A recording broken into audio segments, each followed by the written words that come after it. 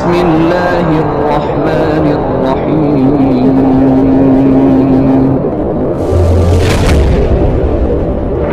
يا أيها الذين آمنوا ادخلوا في السلم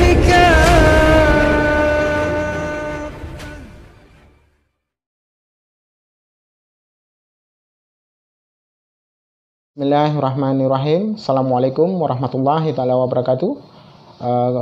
Para kaum muslimin, hamba Allah yang dirahmati oleh Allah, insyaallah. Hari ini, pada sore hari ini saya akan mencoba menanggapi ataupun mengomentari sebuah video yang di upload ya, ataupun live streaming yang dilakukan oleh para kaum munafik ataupun kaum fasik dan kaum kafir ya, yang notabene adalah orang kafir tulen ataupun Kristen tulen, mengaku sebagai murtadin dan sebagai seorang guru ya, ataupun ustadz dan pengajar mengaji.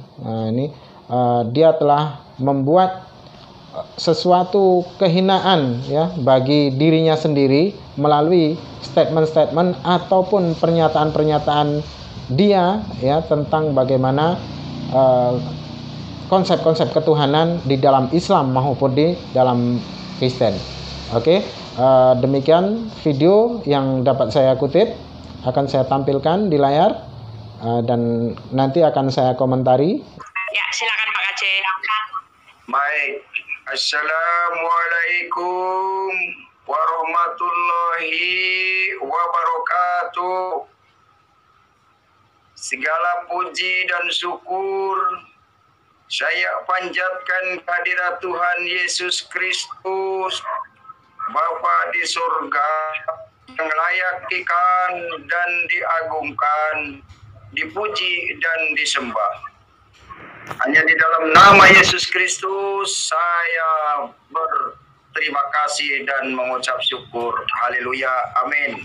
Saudara-saudara yang dikasihi Tuhan, pada malam hari ini saya diberikan kehormatan oleh channel Christian Berbagi berbincang-bincang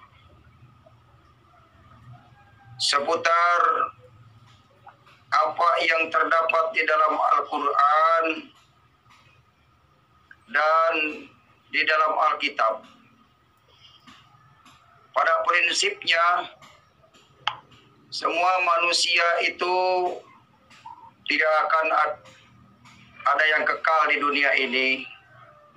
Semua manusia akan mengalami yang namanya kematian.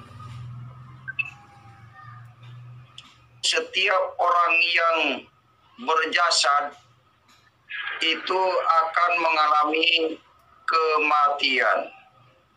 Sebagaimana dikatakan di dalam Al-Quran yang berbunyi kullu nafsin da'iqatul maut. Ya, artinya setiap yang berjasad tentu akan mengalami maut, alami mati. Namun persoalannya,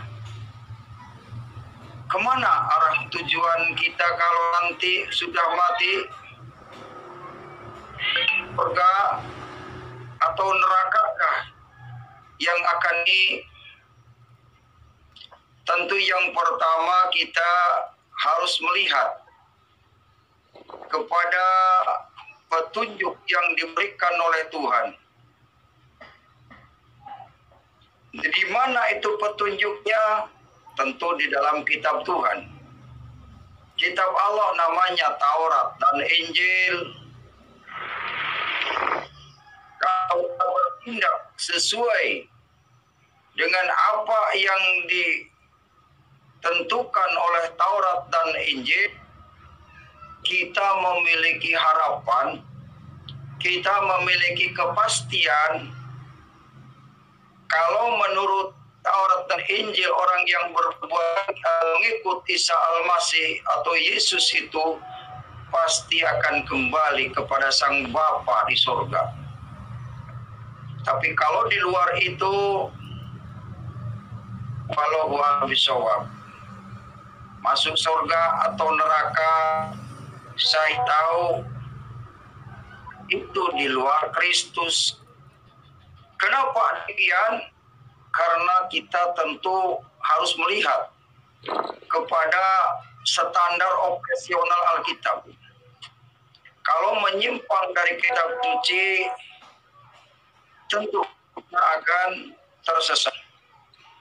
Tapi kalau kita hidup diatur sesuai dengan kitab suci, kita memiliki kepastian masuk surga. Karena Alkitab atau Al-Quran mengajarkan, memberi petunjuk antara surga dan neraka. Disitulah tanda-tandanya kedua jalan itu. Kemana kita yang akan ditempuh? Itu saja sebagai mukadimah atau pembukaan. Silakan ke Ibu Uti. Lanjut ke pertanyaan. Terima kasih. Ya, terima kasih Pak. Nah, sekarang apakah ada di dalam kitab kita yang mengatakan bahwa Yesus juga adalah yang rahmatan alamin gitu. Lalu apa sih Pak artinya rahmatan lil alamin itu Pak? Terima kasih. Baik. Rahmatan lil alamin, kalau menurut Al-Quran surat 21 Al-Anbiya 91 dan 107, di sini dikatakan bahwa rahmatan lil alamin ini begini ayatnya. A'udzu billahi minas syaitonir rajim. Bismillahirrahmanirrahim. Wallati ahsanat farjaha fanafahna fiha min ruhina wa ja'alnaha wa abnaha ayatan lil alamin. Artinya, dan ingatlah kisah Maryam yang telah memelihara kehormatannya, lalu kami tiupkan ke dalam tubuhnya ruh dari kami, dan kami jadikan dia dan anaknya tanda kekuasaan Allah yang besar bagi semesta alam. Kalau kita mengingat ayat ini, kita akan tahu siapa itu Isa Al-Masih. Isa Al-Masih adalah ruh yang dari Allah yang ditiupkan ke dalam rahim Maryam, kemudian menjadi wujud manusia. Dan dia dijadikan sebagai tanda kekuasaan Allah yang bagi semesta alam. Artinya yang disebut rahmatan lil alamin. Di mana ayat yang menjelaskan bahwa Isa adalah rahmatan lil alamin? Kita melihat surat 107 yang berbunyi begini. Wa ma arsalnaka illa rahmatan lil alamin. Artinya, dan tiadalah kami mengutus kamu melainkan untuk menjadi rahmat bagi semesta alam. Jadi yang disebut rahmatan lil alamin itu adalah Isa ibnu Maryam, bukan yang lain. Begitu, Bu. Nah, demikian pernyataan-pernyataan Muhammad KC, sang murtadin palsu, ya, si laknatullah, mencoba untuk mengkutip-kutip ayat suci Al-Quran untuk menjadikan sebuah pembenaran di dalam akidahnya, ya, yakni Kristen, ya, sesungguhnya yang notabene mereka tidak mempercayai Al-Quran sebagai kitab sucinya, namun mereka mencoba membacakan surah-surah yang ada di dalam Al-Quran, ya, ini tentang bagaimana rahmat Allah, ya, rahmatan lil alamin itu tadi. Nah, mengatakan di dalam Al-Quran tidak ada tertulis di situ Isa Al-Masih, ya, sebagai rahmat bagi seluruh alam. Namun semua ayat-ayat yang menjadikan sebuah rahmat itu tertuju kepada Rasulullah Sallallahu Alaihi Wasallam, karena di situ, ya, ada tanda kurung, ya, untuk memudahkan para pembaca, ya, dalam arti, ya, ketika Allah berkata hai Nabi, karena Allah sangat menyayangi Rasulullah, ya, sangat menyayangi Rasulullah Muhammad Rasulullah Sallallahu Alaihi Wasallam. Beliau sangat disayangi oleh Allah sehingga setiap panggilan-panggilan ataupun seruan-seruan Allah kepada baginda Nabi itu diberikan sebutan Nabi, ya. Jadi tidak pernah Allah menyebut Rasulullah itu dengan sebutan Muhammad, itu tidak pernah. Nah, di situ dipelintir oleh dia bahasanya itu Isa Al-Masih katanya. Nah, ini sangat menyesatkan dan sangat pokoknya saya jujur saja saya sangat dongkol di sini, ya. Lalu dia juga mengatakan bahwasanya orang yang akan masuk surga itu orang yang mengikuti kitab-kitab yang diberikan Allah kepada para nabi terdahulu, yakni Injil dan Taurat. Nah, dan harus melaksanakannya, ya kan? Nah, apakah kekristenan itu melaksanakan kitab para nabi yang Allah turunkan kepada Musa dan Yesus alaihissalam itu, ya? Karena sesungguhnya Kristen tidak pernah menjalankan puasa. Lalu apakah Kristen itu termasuk mentaati apa yang menjadi perintah Allah di dalam kitab nabi tersebut? Tentu tidak, ya, karena di dalam perjanjian lama yang mereka anggap itu kitab perjanjian lama dan perjanjian baru sekalipun, ya, itu ada perintah berpuasa itu, ya, karena di Yesaya 58 ayat 6, ya, di Imamat banyak sekali itu perintah-perintah puasa. Bahkan Yesus pun diperintahkan untuk berpuasa, ya.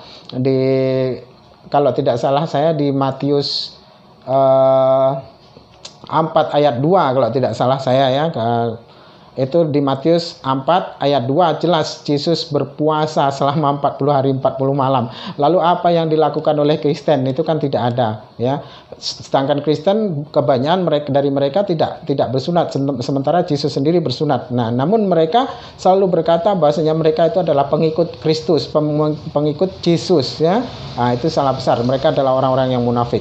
Dan apa arti itu Kristus, ya, ketika kita umat Islam dikatakan oleh mereka domba-domba yang tersesat, domba-domba yang anti Kristus. Nah, Kristus itu apa sih, ya? Kristus itu kan disebutkan bahasa Yunani, ya, bahasa Yunani Kristos itu, ya, diambil dari bahasa Yunani yang artinya orang yang diurapi, ya, orang yang diurapi, maksudnya diolesi minyak kepalanya. Masa ya ada Tuhan diolesi minyak kepalanya? Siapa yang berani ngolesi minyak kepala Tuhan? Siapa? Di sini sangat tidak masuk akal dan tidak rasional apa yang dia sampaikan. Maka dari itu, mari kita, wahai umat muslim, kita bersatu dan kita saling bahu-membahu, saling membantu satu dengan yang lain agar mereka kebingungan sendiri, ya. Karena sesungguhnya serigala tidak akan menerkam mangsanya ketika mangsa itu saling bersatu, ya, artinya saling melindungi satu sama lain. Nah, itulah demikian sebuah tanggapan yang akan saya sebarkan ataupun akan saya bagikan nanti untuk menjadi sebuah pelajaran, ya, bahasanya bagaimana mereka membuat kedustaan-kedustaan, membuat framing-framing, ya, dengan segala fitnahnya, dengan segala kelicikannya, ya. Nah, demikian saja video yang saya buat untuk klarifikasi ini, ya. Saya akhiri. Wassalamualaikum warahmatullahi taala wabarakatuh. Bismillahirrahmanirrahim.